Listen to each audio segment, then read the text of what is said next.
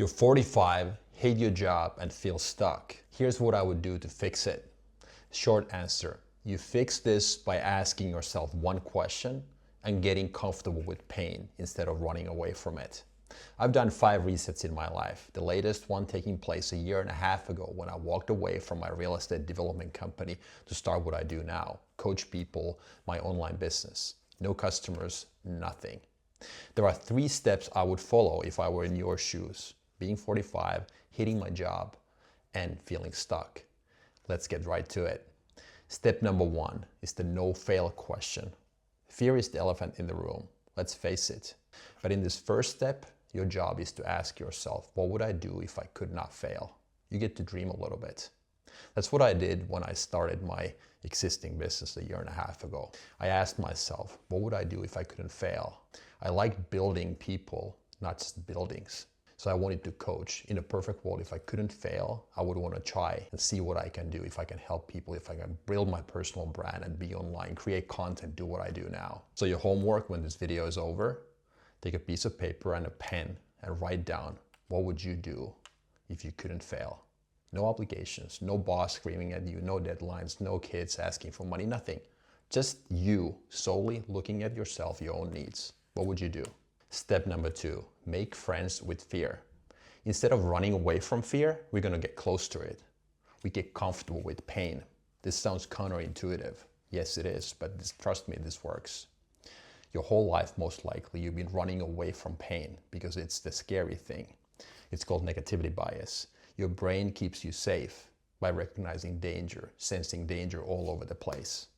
Your feelings tell you not to do stuff because it feels scary and it's painful. What would happen to me if my coaching business failed?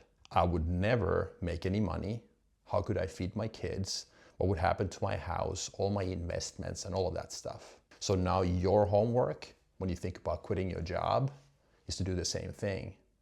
So in step number 1, you identified that thing that you would do in a perfect world. Now in the step number 2, write down what the worst case scenario looks like. What are all the things that could go wrong? What would happen? Could you handle your mortgage? What about food? What if you couldn't find a permanent job, just a temporary thing? And all of the things. And then right after that, you have 30 minutes for this. So write down what you would do to fix it. And after 30 minutes, I guarantee you, you'll be surprised how many things you were able to come up with. So think about it this way. If in 30 minutes you were able to put together a pretty comprehensive list of potential actions, imagine what you can do in a week, month, a year. We're all capable of doing a lot of stuff. And wouldn't you want to know what you're made out of at the end of the day? Because the bigger the dream, the bigger the fear. Step number 3. This is the no regret test. What do you have to do today so that you have 0 regrets at 90? Literally, you put yourself in your deathbed moment when you're out of time, about to punch your ticket. You can't fix anything anymore. So you ask yourself now, what are those things? And bonus points, if step number 3, the thing you regret at 90, is the same thing that you identified in step number 1. That thing that you would want to do if you couldn't fail. That's what I did as well. And this is what I do constantly when I'm facing big decisions in life. I ask myself all the time, I talk to my inner gut, my intuition, so to say, about the things I need to do. Because fear is just temporary. It's like this dark cloud in the middle between me and that thing I want to achieve.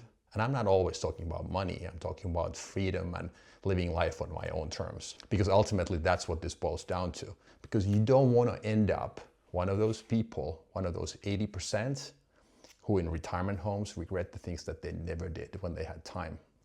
That's it, short and sweet, today's video, 3 steps. I'm here to help you live your life on your own terms so that there's no regrets at 90 when you're out of time. So there were 2 things today to remember. So number 1, do the homework stuff. And then my only ask is for you to hit subscribe and like if you want more content like this. That would mean a lot to me. Thanks a lot, and I again talk to you in the next video.